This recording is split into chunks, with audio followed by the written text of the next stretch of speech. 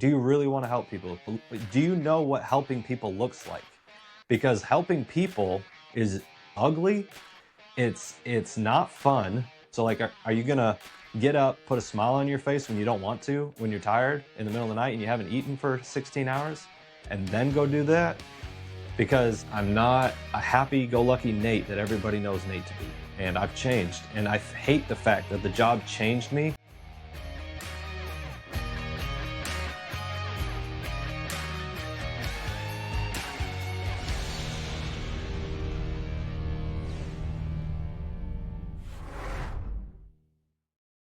Hey everybody, welcome back to the First Things First, a show where we talk about setting our priorities in the right order to help us fall in love with the job again. Today I am joined by my brother and my friend, Nate Beuschel. He is a firefighter in Florida, 12 years. He's a good old boy from Wisconsin via Atlanta, Florida, and he's got 2 kids, he's married, and he is a man of God. He is a runner, an ultra marathoner. So Nate, my brother, welcome. Thank you. Thanks for having me on the First Things First, man. Yeah, I'm excited. I am really glad that we are able to finally sit down. We've been playing tag for a while on the internet and text messages, and I got to meet you through our good friend Pat Long from the Decom Project. He linked us up. He saw that I was training for a marathon earlier this year, and he said, "Hey man, I know you love running, you love Jesus, so you got to meet this other guy who loves running and loves Jesus just as much as you do." So Pat connected us, and here we are sitting down to have this conversation. So I appreciate it, brother. Absolutely. Thanks for having me on, man. I really appreciate it. Yeah, so let's just let everybody get to know you a little bit. Where are you from? Where did you grow up? And what was your upbringing like? So, my name's Nate Beuschel, and as you mentioned, I'm a fireman. I've been a fireman for about 12 years, and absolutely fell in love with the job. Kind of found the job by accident, actually. I was pursuing nursing at the time. That didn't work out, and then working at a hospital here, actually in Pensacola. And when I found the fire service, a lady said, "You ought to go try out for the fire department." And that's essentially, I went and volunteered for a year, and that's how I found it. But prior to that, grew up in the sticks of Wisconsin, like middle of nowhere. Didn't even hardly know what a traffic light was, but I knew my way around the woods and the tractor trails. So loved my upbringing. It was great. Spent all my time outside. I barely played any video games growing up, and just really enjoyed that part of it. But with coming with a small town, you naturally want to kind of get out, and so I definitely got out and I went to Florida, and I attended a college here in the Pensacola area, and from there met my wife, and then moved back for a little bit, back to my home state in Wisconsin, and worked because the nursing career didn't quite work out. And then I fell in love with the Southern Belle, so I moved back down, and from there lived in the area for a bit. And we ended up getting married in 2015, right when I was getting into the fire service. My first day in a firehouse would be in 2013 when I walked into a volunteer firehouse. For those of you who don't know the history of Escambia, up until 2000, 2001 timeframe, the whole county was protected by volunteer. And since then, it's become a complete career department now. There's a few volunteers around, but it's definitely a very progressive and growing fire department. It's really exciting to work for them. So I moved to Metro Atlanta. I worked there for about 8, 9 years or so. Loved it there. And we'll talk more about that later on. But from there, I ended up moving back to Pensacola, and kind of full circle got hired back on with Escambia, where I now work, and couldn't be happier. It's been a great ride, great journey, and I wouldn't be here without some of the moments that I've had through along the way and some of the mentors that I've had. So, Man, I love that story. I feel like it's almost a photocopy of what I went through. I too was in school for nursing. Actually, first I was in school to go to medical school. I changed my major to nursing, and same thing. I just joined the volunteer fire department because I wanted to get that experience with patient care, what it was like to be at the bedside. And somebody said, "Hey, you can get paid to do this," and I was like, "Dude, that's amazing. That sounds awesome." And in the same way, that's how I found the fire service. And man, I love the similarities. How like you meet people and you don't know how much you have in common. And so I really appreciate that story because it's kind of like how I grew up. And your childhood too. I'd love to hear a little bit more about your childhood because I heard some stories in a podcast that you're on about growing up outside, you already mentioned that you were a kid who never played video games, and that was me. So what was young Nate like? What were you into? Young Nate was, I don't want to say a little terror, but I kind of was. I had a lot of fun. I shot my first deer when I was 12 years old. Actually, before that, I think I was 11 when I shot my first deer or so, and I fell in love with hunting, fishing. We'd ride our bikes down to the creek and go fish little brook trout all the time. We lived on 2 acres, but the 2 acres was surrounded by thousands of acres of CRP and cornfields and soybean fields and woods and everything. So we spent time, we thought it was our land. We just went out there and played as kids. We had airsoft wars. We dug trenches all the time and just played bad guys and good guys, all that kind of stuff. The piece that a lot of kids today are missing out on, to be honest with you, like rough play was a thing. My son today actually fell on his bike in the driveway and scraped his knee. And I'm like, yeah, dude, you're good, man. Get up. So that's how young Nate was. And I had a really good childhood. Like, I know for Christmas one year, my parents got us a Nintendo, like the OG Nintendo, and it was used, like bought secondhand. So my video game experience consisted of Mario, like just tiny bit of Mario. And it was only on Saturdays, like mom and dad would let us play it. But I didn't live in front of the TV. It was all outside. The bikes were our vehicles. We drove it everywhere. And I remember in the wintertime up there, we got snowed in so bad and we had cross country skis and we had to ski to go get things, like that's just how it was. So it's tough up there, but it's definitely a blast. Definitely hard living. And, most of the economy up there is just farm, agricultural, or industry, really, unless you work at the hospital. So definitely learned ethics of hard work. Both my parents worked extremely hard to give us what we had. We weren't like super, like we always had what we needed, but we didn't have a ton of money. And so just learning to appreciate the things that you have definitely was something. As I transitioned into my high school years, it was more, I'm like I went through a skateboarder phase, like I enjoyed doing the whole skateboarder thing, skateboarder look, kind of the rebellious bit. And through high school, and I always, so like I was saved at the age of 12, and I was kind of like misled a little bit early on in my life by the whole altar call thing, and told that I was saved and all that. Well, then one day I heard a passage of scripture talking about the rapture and everything. Well, then I went back and I read Matthew 7, and in there it talks about many will come unto me in that day and say, Lord, Lord, have I not prophesied in thy name? And in thy name done many wonderful works, implying that like, hey, look at me, God, I've done all these amazing things, like I'm a good guy. And then later on in that passage of scripture, Matthew 7, he says, depart from me, you who work iniquity, for I do not know you. And that really resonated with me. And I'm like, whoa, I've been living a lie, like I'm not truly saved. And that's when I gave my life to the Lord and really lived it out through the first couple years of high school. Well, then when I got to high school, I went through my rebellious stage and kind of got involved with things I shouldn't have gotten involved in. And from there, I was chasing a girl, actually, as most of us guys end up doing at some point in our lives. And she wasn't necessarily like the best girl in the world. She was a good girl, but she wasn't a Christian, and it's not what I was supposed to be after. And from there, I was going to go to a different university. Well, then, like last minute, I was like, I need to get my life straight.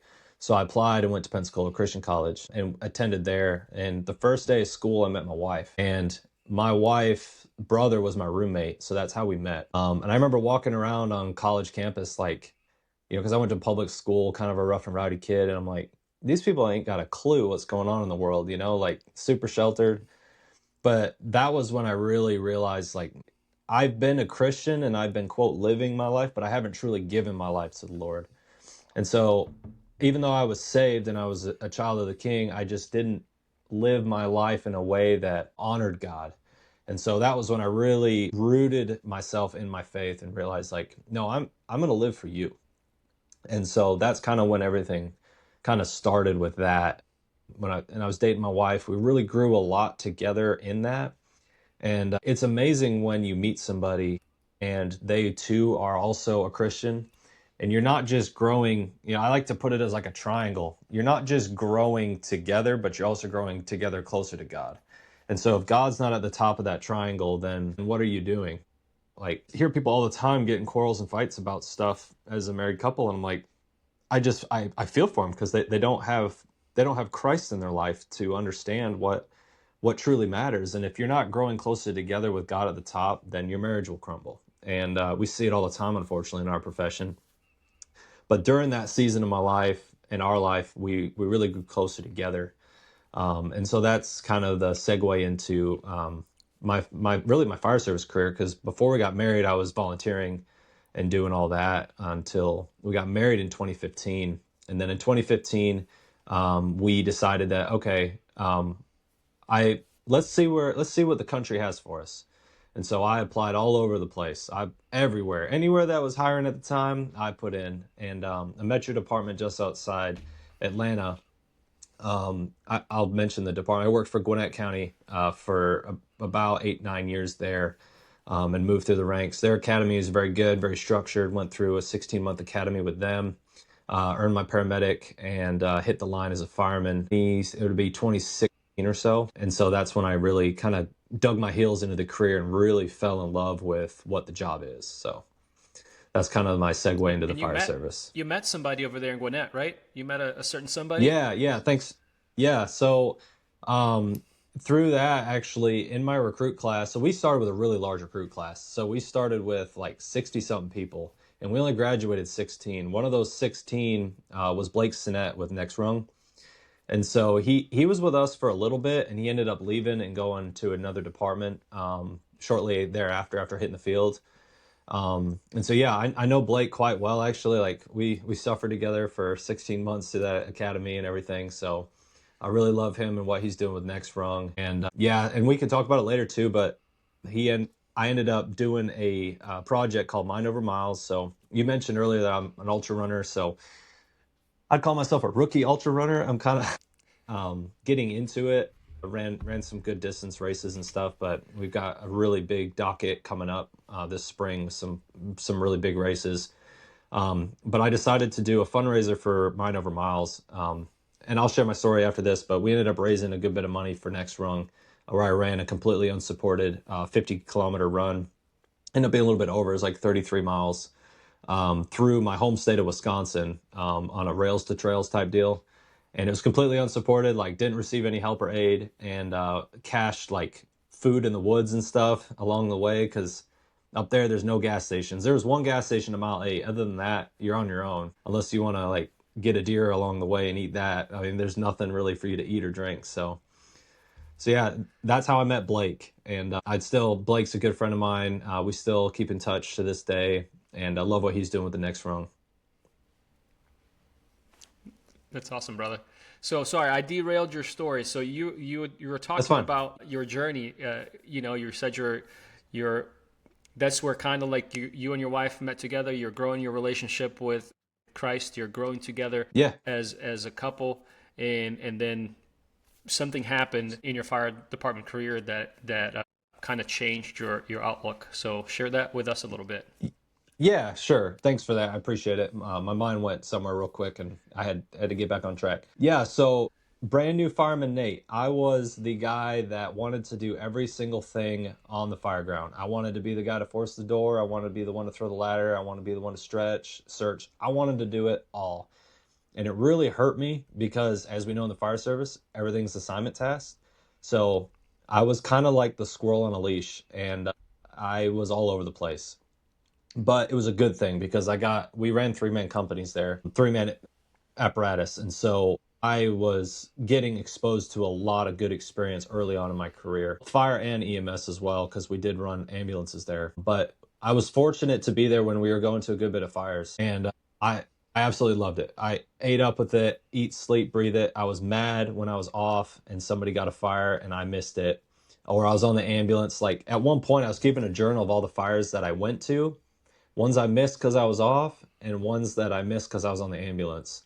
And like, it's depressing when you keep track because I'm like, why am I missing so many on the ambulance? But like, the journal never lied because I kept track of all of them. And I was constantly going to classes. I was constantly involved, working tons of overtime. I think I worked one year like 1,800 hours of overtime, and I was just covered up in it. And I'm glad I was. Like, looking back, I'm glad that those first two, well, really, it lasted longer than 2 years, which is my fault. But for like the first 5 years, I was just hammer down all in. And I still am to this day, but things have kind of shifted. So, I was working like a ton of 48-hour shifts because they were 24 48s. But I worked 48-hour shifts a lot. A lot of them are on the ambulance.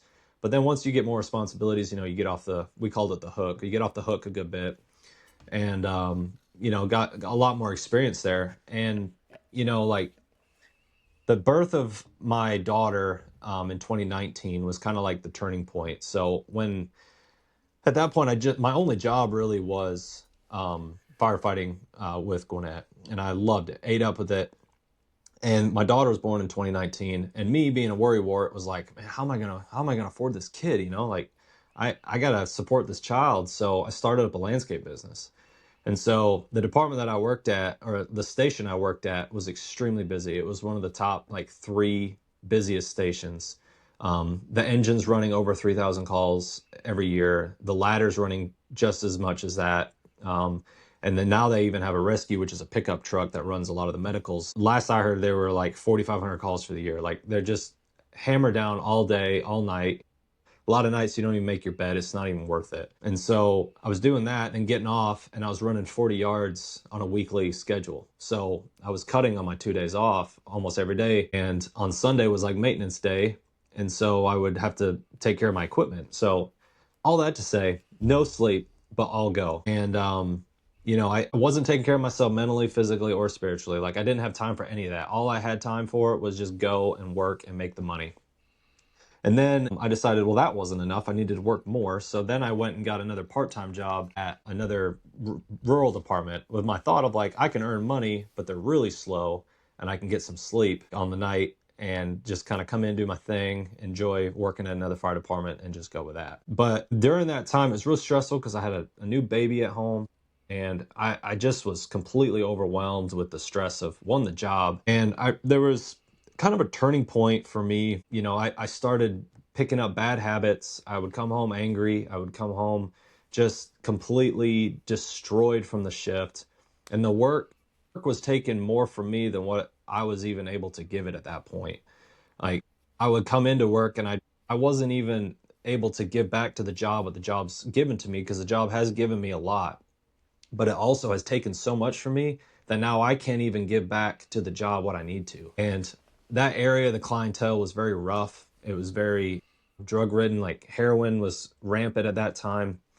And, it wasn't uncommon to run, 2, 3 cardiac arrests every single shift. Like, I mean, I remember shifts where like I'm dropped like 4 or 5 intubations in a shift, like, and that was no big deal. That was just part of it. And then on top, going to fires, like I'm intubating off the fire truck because the ambulances are backed up. And I'm like, this is wild. It's fun. It's the Wild West. But at some point, your filter, I've said it before in our podcast, like your filter eventually just gets clogged. And when it gets clogged, stuff has to go somewhere. And usually it goes places it's not supposed to go. And so I became really angry. I started like lashing out at patients. So it just got like really, really, really bad. And so from there, I just was like, you know what? I don't know what I need to do. I knew that something was changing within me. Like I didn't know what it was, but I had a conversation with one of my mentors and drivers. His name is TC. And he said, I looked at him and I'm like, man, I don't feel good, dude. Like, I don't know what it is. And he said, the hardest part about my position in the fire service, because he had like 20 something years on, he goes, I've learned how to handle my stress. I've learned how to handle these things. The hardest part is watching the job change young guys like you. You came in here like green as all get out, and now look at you. And I'm like, what do you mean, look at me? He said, you've changed, man. Like, you're not who you were. Like Nate was getting in, like, essentially, I wasn't picking the fights, but it just wasn't good. And even the new guys that were coming in, I was just a negative energy. And I regret a lot of the things that I said during that time. Like, there were calls where, like we came in on a call and we had a guy who overdosed laying on the living room. And I was tired. I was over it. And I walk in, I look at the guy, do a quick pulse check, and I'm like, yep, he's dead. And then the family like kind of cries and wails and says, no. And I was like, yes, yes, he's dead. Let's go. And I told the crew, like, let's go. We're done. And we just like left and then got in the truck and I went back to sleep. I'm like, that's not normal. Like, you think about, like, people talk about it in the fire service all the time about having, you got to be a hard, you got to have a hard heart. You know, you got to have thick skin. Like, yeah, you're right. You do have to have thick skin. You do have to be, quote, tough. But at some point, we got to look at ourselves and think, like, why did we sign up for this job? We signed up for this job to be servants. And a servant can be, quote, hard and separate the two things. But at what point are we going to, like, accept the fact that, like, this does affect us and this will ultimately change us? But, like, at some point, we got to eventually say, like, hey, man, it's okay to talk about this stuff, but what you did over there was wrong. We need to address it. We need to talk about it because you're not okay. And that, like, I'm thankful that the fire service has shifted a lot since then. But like, we just laughed about it. Like, oh, Nate, that was hilarious, you know. Like, but that's not okay. What I did, and a lot of the other things, and some things I can't repeat on the air of things that I've said and done, but like, it's not okay for us to just accept that as okay. Like, it's not normal for you to see and do the things that we do every single day. Like, and now you could work for a department that is, you know, got a guy that might see that like once a month, or like might run one overdose a month, or one shooting or stabbing. But then you got guys like myself that, like, in 1 week we either ran a stabbing, a shooting, a rape. We ran something horrific every single week. Now you add that up, like, my filter will get clogged in 5 years, whereas the other firefighter that I referenced, it might take him 10 years. It might take him 2 years. It might take him just one call. We don't know when that filter is going to get clogged, but at some point you're going to have to look at it in the face and be like, this is the reality of the job. This is what we do. So how are you going to handle it? Like, how are you going to, are you going to approach this in a way that's like positive? Okay, this person just suffered this loss. How can I help them? Because that's why I'm there. When I'm up at the academy or teaching new recruits, I'll ask them, like, hey, why'd you join the fire service? Like, you know, and they'll give me, oh, I want to help people. Like, do you really want to help people? Do you really want to help people? Do you know what helping people looks like? Because helping people is ugly, it's not fun some days, but that's why we're here. So, like, are you gonna get up, put a smile on your face when you don't want to, when you're tired in the middle of the night and you haven't eaten for 16 hours, and then go do that? Because that's what I'm asking you to do. And so that wasn't my outlook at the time. My outlook was very negative. And during all that, I decided, I'm like, you know what? I came home one day and looked at my wife in the face and I said, I don't know what I need to do differently, but something has to change because what I'm doing isn't working. I'm not well, I'm not sleeping at night, and I'm not a happy-go-lucky Nate that everybody knows Nate to be. And I've changed, and I hate the fact that the job changed me. And anybody that's listening to this that has heard, that has worked with me during that time, I can't reach out to all the people that I've touched during that time or talked to in that time, but I'm sorry. Like, I have a lot of regrets during that time frame. Being a leader and being a mentor at that time to these people, like, I was a negative energy, and I hate that I was that way. But I have to live with that. And so I told my wife, I said, I gotta do something. And at that point, I was so close to just hanging up the coat and putting the helmet on a shelf, like hanging the leather on a shelf and just saying, I'm done. And I'll just go cut grass. Grass doesn't complain. Grass doesn't want to fight. Grass doesn't hurt me. Like, I'll just go cut grass. Like, I don't care anymore. I'm done. Like, I am done. And so that was like a hard thing because, you know, people who knew me knew, like, Nate loves the fire service. Like, Nate's always going to classes. Like, he knows his stuff. He's an aggressive fireman. He's always the first one in the door. He's always trying to make his bottle last the longest. He's always out there, you know, working hard, doing the gear workouts. Like, Nate's not like that. So then through a lot of circumstances, and a lot of it's personal, like, I wanted my kids to grow up down here around family and stuff. So I decided to pull out and just, like, you know, I loved that department a lot. Like, that department gave me a lot of experience. And some of the guys there are some of the best that I've ever worked with. Like, really amazing, amazing fireman. And it was really hard to leave that family after 8, 9 years, but I knew that's what I needed to do.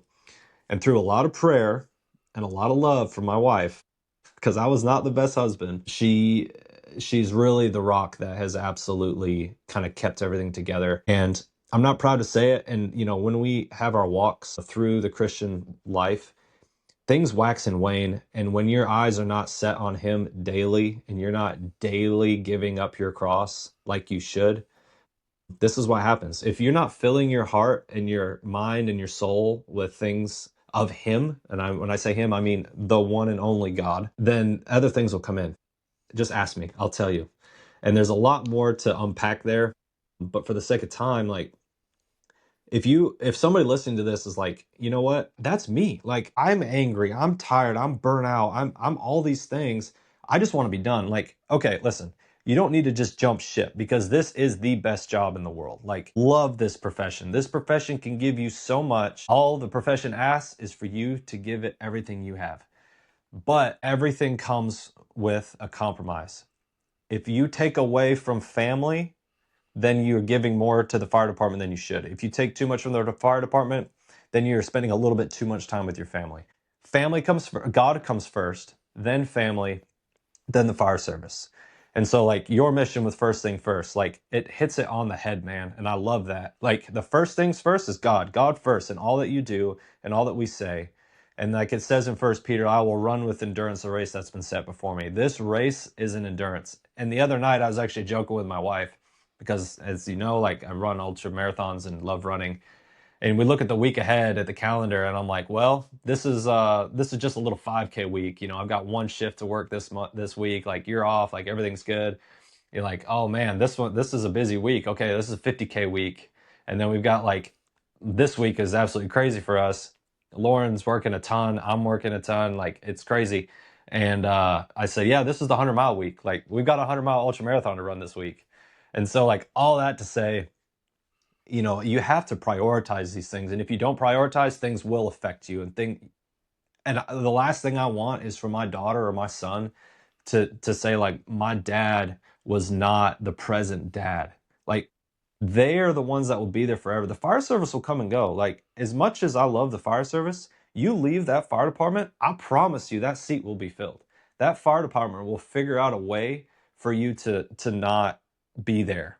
And it doesn't care. Like, at the end of the day, it's a job and a number. Like, yes, there are attributes of you that might be irreplaceable. And you want to be that asset, and you want to be irreplaceable, and you want to be that guy that everybody turns to. Like, I get it. Trust me, I understand. But you have to understand as well that this job can go on without you. So what are you doing with that time? And what are you doing to make the job better? But then when you come home, take your boots off and be a dad. So it's a really hard thing. And, like, I'll tie in the suffer up concept with that. So, like, our mission statement, and it lines very similar to yours as well, is our mission statement is to encourage and lead others to suffer with a purpose, striving to level up in life with an emphasis on spiritual, mental, and physical well-being. And with all of that, like, my story, I was not physically well. I was way overweight. I wasn't working out like I was supposed to. I was stressed, high blood pressure.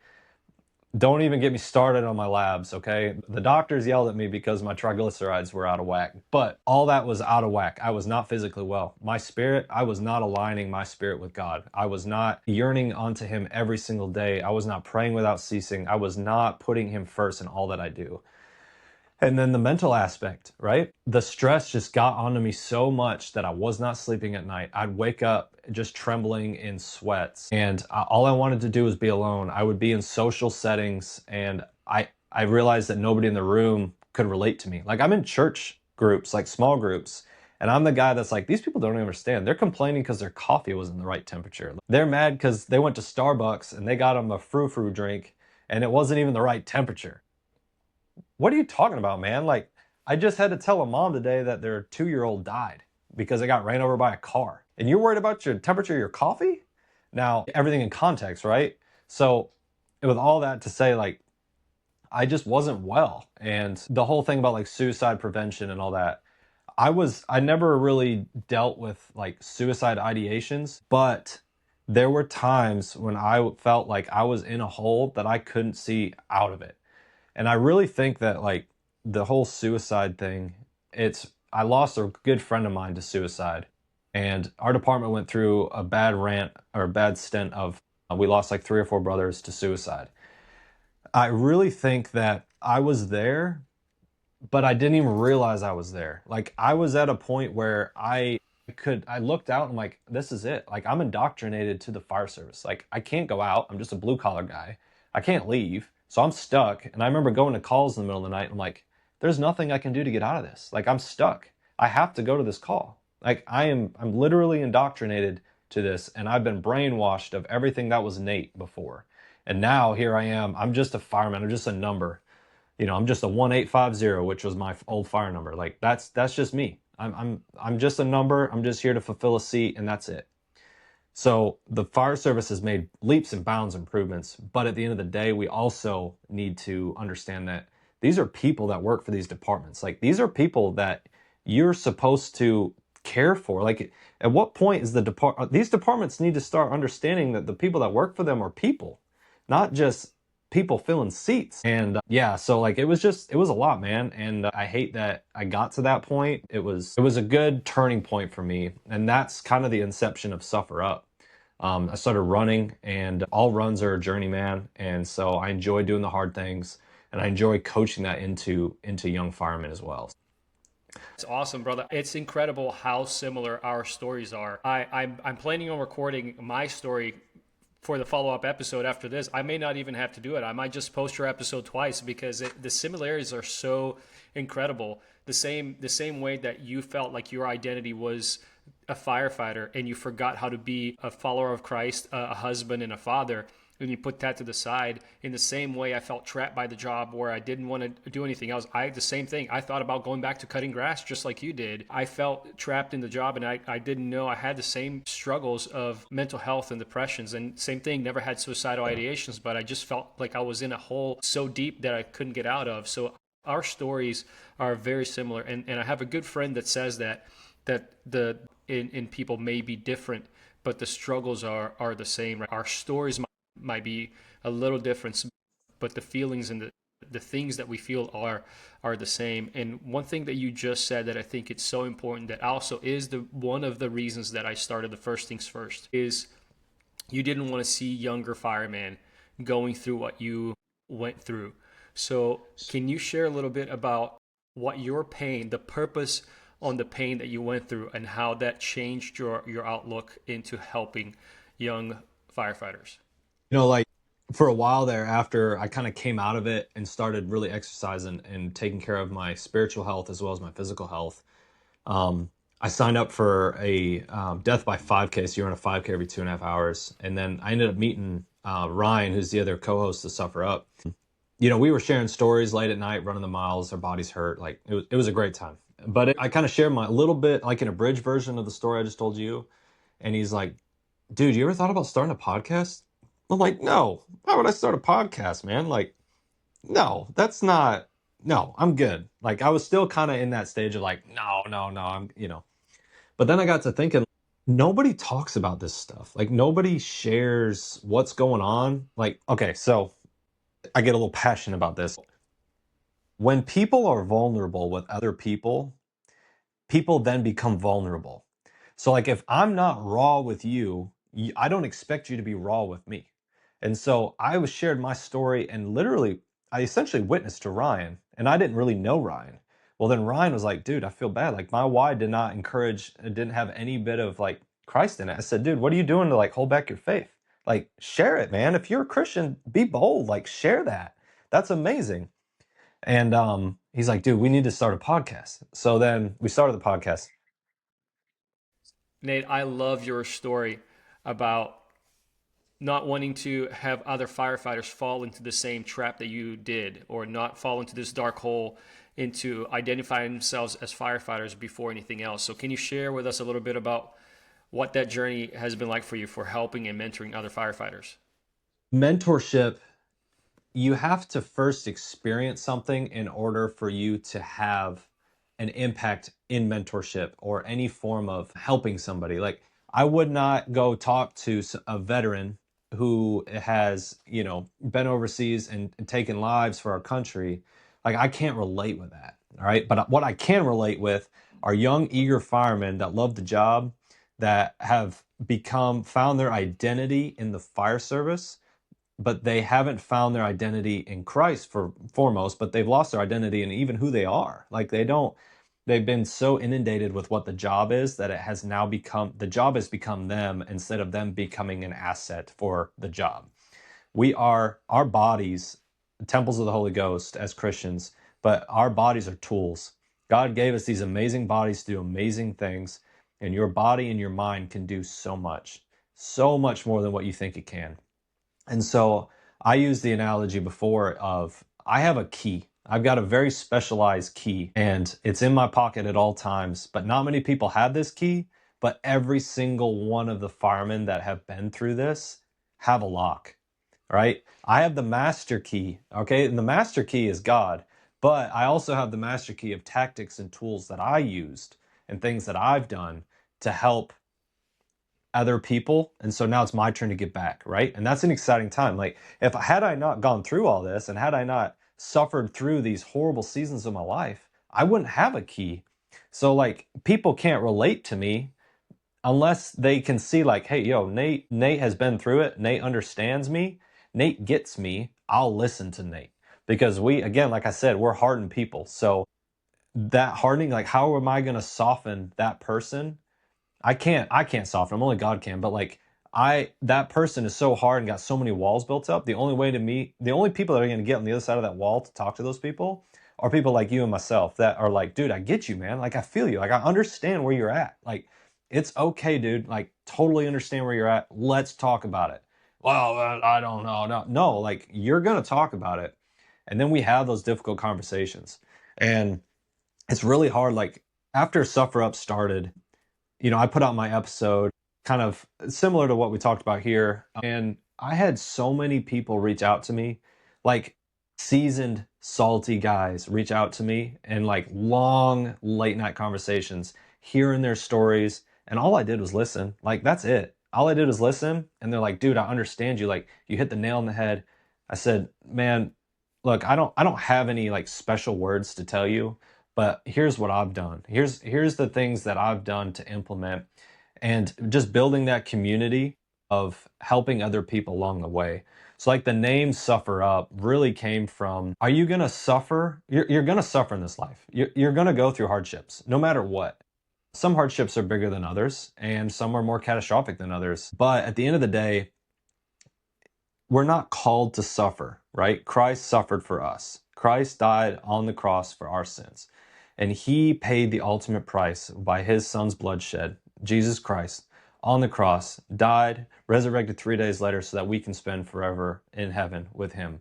For those who believe in the Lord Jesus Christ, you will be saved. For by grace are you saved through faith, yet not of yourself. Nothing you do can save you, for this is the gift of God. In order for you to receive a gift, you have to receive it.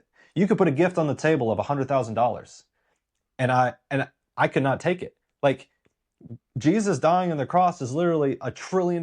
You can't even put a price on it. Like, $1 trillion gift on the table. And people that just say, like, oh yeah, I believe in God. Like, do you really? Like, because he literally sent his son to die on the cross for you, a stranger, somebody, like, for the whole world. And so the word suffer means a lot to me. You look through scripture and you see multiple accounts, like Job, like, things are totally taken. He's still praising God, right?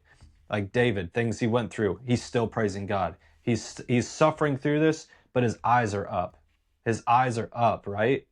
So, like, forever, I was suffering, but my eyes were down. I was constantly looking down, looking at all the negatives, looking at all the things that, like, oh, woe is me. I'm just, I guess this is just me. This is just Nate. Pity on me. Got out of shape. I was fat and got way into other things, alcohol, like, just not good stuff. Like, it's not good. And I'm not proud to talk about it, but I'll talk about it. And so, like, that's where Suffer Up came from. And so now I can recognize it. I see somebody walk in the firehouse and I'm like, yep, I got to have a conversation with him. hey buddy, what's up? And then it's like, you all right, dude? Yeah, I'm fine. I said, yeah, I said that for years. Cool. No, what's wrong? And then it becomes uncomfortable. And then very few people are willing to have the uncomfortable conversation.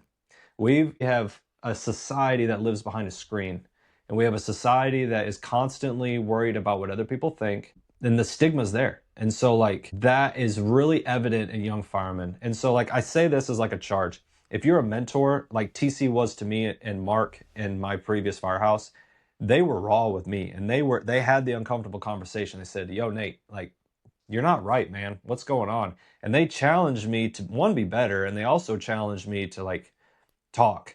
And so when I started talking, your words mean something. And so you can live in your head and you can think about all these things that are going on in your head, but until you speak them, they mean nothing. So, like, me speaking out loud the problems, and then I hear myself, I'm like, whoa, what? That's not me. Like, so the whole mission is, I've been given the gift that God's given me of, one, of being able to talk to people, but I also have the gift now, and I'm thankful for it, and I've been blessed by it, of being able to now share those things with other people. Yes, Suffer Up does do that. We also challenge people to do physically hard things, because you're unlocking a whole different side of you that you didn't know was there. And so, like, I'll briefly talk about it too, of, I love to do some hard gear workouts. And I started a whole book. So, like, I got a workout for every station in the department. And people come to me and they're like, oh, they're like tiptoe, but I got 3 rules when you do the workouts, right? Number 1, you can quit at any time. You can quit at any time, and I'm not going to judge you. I'm not going to talk ill about you. If anything, I'm going to talk highly of you because you said yes to the workout. So you can quit at any time. But when you quit, you have to say, I quit. You have to say those words, because by speaking those words, you're now saying, like, okay, I quit. Rule number 2 is you have to touch the truck before you take any gear off. So no gear will come off until you touch the truck. And the reason for that is I had a fire where I got burned fairly decently, and the first thing I wanted to do was take my gloves off. And I've never struggled with that, but when you get pinned down by fire, you can even turn that into a metaphor. You pin down by fire, what's the first thing you want to do? You want to just take everything off, like you panic. And so, like, learning how to persevere through that, but the rule is you have to touch the truck before you take anything off. And I mean, even a regulator. If you run out of air, well, that's your fault. You should have done a hot bottle swap. You will not take any gear off. And that's the only time I reserve the right to yell at you. Lovingly, but yell at you. And then the third rule is, whenever you say I quit, there will be a buyout. Because in life, if you quit on something and you say, like, I'm done, I'm throwing in the towel, man, this is it. Well, you know what? You still got a job to do. You still got a family to run. You still got a business to run. You still got a job. You still got to go to work. So every time I run somebody through that, and the people that say I quit, and the workouts are designed to almost be unachievable. Now, I have completed every single one of those workouts in that book. However, they're designed to be slightly unachievable and borderline extremely hard. And so I want people to get to the point where they say I quit. It's great. Like, yeah, say I quit. That's fine. Okay, cool. Your buyout is you have to do 20 burpees or something. I try to gauge it based off of how they, like, I try not to push people to the point that they're literally going to die, but I try to push them to a point where they're like, they feel sick and they don't want to go anymore. So I'll gauge that based off of how they're standing, their posture, and how their breathing is. And so, like, I'll tell them, like, all right, cool, we got to run around the firehouse and we got to do the Kaiser sled. All right, cool. So then we go do that, and they complete it. They always complete the buyout every single time, because they know that's the end. And then they take their gear off after they touch the truck, and then they're quiet. I give them a minute to self-reflect, and then I said, all right, how do you think it went? And they're like, I can't believe I quit. I said, exactly. You are capable of way more than you think you are. And so, like, you take that and apply it to life, man. You want to give up on something, or you want to be apathetic in something, and you're just going to quit on it. How better could you have been towards society and towards your family and towards this job if you had just persevered just a little bit longer? And what's on the other side? A victory. You could have totally done this workout. We only had 1 round left. So you did the buyout. The buyout was just as hard as the last round, but you said I quit on the last round. And then they feel bad. And all those people will text me back like a week later and say, hey man, I did the workout, I completed it, thanks for pushing me. I said, yeah, man, now go forth and apply that to somebody. Go show somebody else that, because you are slowly chipping away and molding something bigger than you. And not many people, like Dr. Huberman talks about in his podcast, about the power of the mind and the mid-singular cortex in your brain. Every time you do something that you don't want to do, whether that's get in an ice bath, get up at 3:30 in the morning and go run in the cold or whatever, every time you do that, you grow a portion of your brain. So like doing hard things and doing things that you don't want to do, you're literally growing your brain. And then we got the negative Nancy's out there in the world that are saying that, oh, we're behind screens all the time. You're literally killing your brain. I believe them. But like, what are we doing to combat that? Like, we're just gonna just say, oh, I'm fine. I'm not gonna go do that today. I'm tired. I don't feel motivated. Okay, well, motivation is an emotion. Okay. Where's the discipline going to set in? Like, we're men. Men need to be more disciplined and need to be more apt to step up, lead, and do what needs to be done. And so that's how Suffer Up started. And that's now I'm able to now pour into other people. And it's not a pride thing. I never want this to be a pride thing. I never want people to think like, oh, it's just on another rant. Like, well, I do get on rants. I understand that. But there's so much more there for you. Like, think about all the people who were persecuted for Christ and they suffered. They suffered. Wait, we got it so good. Like, we've got it so good. So I'm sorry that your white chocolate mocha latte is the wrong temperature. I'm sorry that you woke up and your air conditioner wasn't working. You know what? I wake up, my air conditioner. Yes, anybody who knows me, I'm gonna be like, oh no, how am I gonna pay for this? No, that's an opportunity now for me to diagnose it, figure it out, work through it, get done, and move on to the next thing. And that's what I try to tell people. And when the job gets you down, when you feel like you're carrying a ton of bricks, you got to give it up. You know, somebody listening to this might think, you know what? Yeah, he's on the God train. Like, he doesn't, that's not for me. Like, okay, so you're going to say that God's not for you. You're going to say that. Okay, that's cool. All right, well, you realize that this God knows how many stars are in the sky. He knows how many hairs are on your head. He knows everything about you. He knows things about you that you don't even know about. And then you're going to say that he's not for you. If you're not for me, who can be against me? Like, he is there for you. All it is a gift. And all you have to do is take the gift, open it, and receive it. That's it. And I am thankful that I have Christ in my life, that I can boldly say this and share it and say, like, I give my burdens to God now. Like, Lord, please help me through this. I don't know how I'm going to pay this bill. Lord, that call I ran, like, that was tough, Like, now I run a tough call and I find more, like, I can't talk about it too much, but we ran a really bad wreck and 2 people died on it. We'll just say that much. And it was a pretty horrific call. I remember doing my thing as a paramedic, taking care of the patients, and it was done. But then I look over and there's a young EMT sitting on the side, and he is just distraught, like absolutely crying, ugly cry. And I'm like, that's an opportunity. That's an opportunity now for me to talk to him. And there was somebody there like trying to talk to him, like, it's going to be okay. It's going to be okay. Like, and I appreciate the intent there. But the person that was trying to help him was not like, they haven't lived that. They don't know what it's like to be a provider and to see that, for one, and then have that kind of outcome on a young person. I came over there and I sat next to him and I put my arm around him and I looked at him and I said, bro, it's okay. But here's the deal, man. It is part of the job and this sucks. It sucks, man. And you will never forget this. And you will always remember this. But just hear me out. What are you going to do about this and the way you feel right now? And how are you going to allow it to improve your job and make you a better provider? Or are you going to let this ruin your career? And he was quiet and he looked at me. He wiped a tear and he said, that's a really good point. And it grounded him, because by taking that time and looking at him in the face and being like, look, dude, this is going to suck. I don't want to hear everything's going to be okay, because everything's not going to be okay. You will be impacted and changed by this call, and you will be changed forever because of it.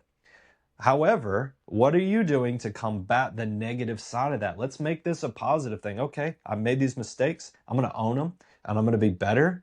and now I'm going to move forward, and now I am better because of this situation. Because that life that was now lost, if I just let it destroy me and now I'm not a provider anymore, well, guess what? A new guy's going to be in that seat. A new guy's going to be filling that seat, and they haven't experienced that. So now they're not a help in that situation because they haven't experienced it. You now have the experience, you have the key to unlock other people's potential. And if we don't give back and pour into people, people matter. And if we don't pour into people, then we have completely lost what this service is about. And so that was long-winded, but that's why, and that's our MO. One, at Suffer Up, and two, that's why we pour into people, and that's why we care. That's perfect, Nate. That is a great way to share what Suffer Up is all about. And I think that your story, the things you've shared, just really pouring out your story here for us to be able to hear. I appreciate it, and I hope that people can take the lessons that you have learned and really, learn how to suffer up and suffer well. As you said, without Christ, it would be hard to go through this life, through this career. I think it's a beautiful story of redemption that you shared, from not being close to God to being able to walk well through all the things that you walked through in your life. I think it's a beautiful story. So if people want to connect with you, learn a little bit more about Suffer Up, perhaps join you guys in a race or an event, how can they get in contact with you? Yeah, so I'll send you our link tree. You can put it in the description of the show notes. So you can go on there. We're on Instagram, we're on Facebook. We're going to eventually start playing in YouTube, but we also have an email, sufferupmovement@gmail.com. You reach out to us there, as well as on Instagram and Facebook. That'd be the easiest way to get a hold of us. We are hosting a race. I'll put a little plug in there since you mentioned it. It's going to be called the Punch Out Ultra, and it's an 8-hour team-based race here in the Panhandle of Florida. So you'll have teams of 4, and you just run laps for 8 hours together as a team. And the team with the most punches as you cross the finish line. It's a 4-mile loop. And so every time you cross the finish line, you'll get a punch in your bib. And then everybody who, at the end, will tally up all the bib punches, I should say, and then we'll deem a winner. So we're going to have first, second, and third place teams. And then we also have an individual division, and we'll do a first, second, and third there as well. For those that are traveling out of town that maybe can't quite get a team together to travel, logistics, like, I get it. So we opened up a individual division for that as well. So really excited about it. That's going to be in February of 2026. And again, like, you could have a guy like me who likes to run forever on the team, and you could have your weekend warrior 5K guy. That's okay. Everybody on the team has to run at least 1 lap. So it should be a good time. We're looking forward to it. Well, awesome, brother. Thanks for sharing that with us. I appreciate you coming on the show. So if you guys liked what you were hearing, if you liked Nate's story, don't forget to share this episode, link up with him, and thanks for joining us. And until next time, keeping the first things first. I'll see you guys.